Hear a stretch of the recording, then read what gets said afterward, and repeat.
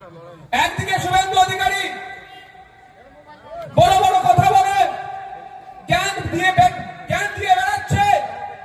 আমি এই মঞ্চ থেকে শুভেন্দু অধিকারী তিন নেতাদেরকে বলতে চাই, পদ্মা হচ্ছে আন্তর্জাতিক একটা নদী।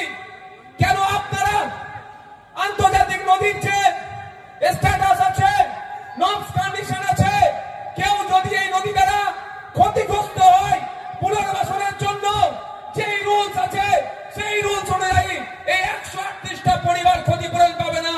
এই নিয়ে আপনি একবারও কথা বলতে দেখছি না কেন? হিন্দু ভাই গল্প শোনালেও যে 138টি পরিবার ক্ষতিগ্রস্ত হয়েছে, ওখানে আমার হিন্দু আমার মুসলিম সমাজের মানুষরাও আছে। অন্তত ওই অপদার্থ শুভেন্দু অধিকারী ওই আমার হিন্দু ভাইদের অন্তত কথা বললে তাও মনে একটু শান্তি আসতো,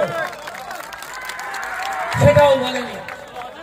আর আমাদের রাজ্য সরকার খেলামেলা করে হাজার কোটি টাকা অপাত্রে দান করছে, ওখানে কংক্রিটের বাঁধ নির্মাণ করেনি। গঙ্গা বক্ষে তলিয়ে যাচ্ছে, মালদা মুর্শিদাবাদ নদিয়ার এই অংশ গঙ্গা বক্ষে পদ্মা বক্ষে তলিয়ে যাচ্ছে, কোনো ব্যবস্থা গ্রহণ করছে না। আর উল্টো দিকে হাজার কোটি টাকা খেলামেলা করে নষ্ট করে দিচ্ছে। আপনাদের বলি, অনেকের মধ্যে একটা ভুল ধারণা ঢুকিয়ে রেখেছে নাকি ওই গঙ্গা ভাঙন পদ্মা ভাঙন রোধ করা যায় না। আপনারা এখান থেকে যদি মালদাতে যান, ফারাক্কা যখন পার করবেন, গেট আছে না, কি গেট বলে গো, ফারাক্কা ব্যারেজ আছে তো, তার ঠিক ডান সাইডে নতুন আর একটা ব্রিজ তৈরি হচ্ছে না ভাই, হচ্ছে তো নাকি? যদি গঙ্গা বক্ষের উপরে নতুন করে ব্রিজ নির্মাণ করা যায়, তাহলে গঙ্গা বক্ষে যদি নতুন ব্রিজ নির্মাণ করা যায়, তাহলে কেন গঙ্গার পাড়ে ভাঙন রোধ করা যাবে না? আমাদেরকে মন বুঝে রাখা হচ্ছে।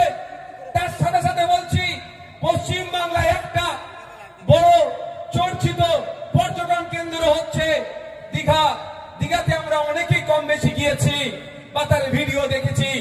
মাঝ সমুদ্র থেকে যেভাবে ঢেউ এসে পাড়ে আছড়ে পড়ছে, দীঘার কি পার ক্ষতিগ্রস্ত হয়েছে? একটু আওয়াজ দেবেন আপনারা। তাহলে যদি ঢেউ আছড়ে পড়লেও ক্ষতিগ্রস্ত না হয়, কারণটা কি? ওখানে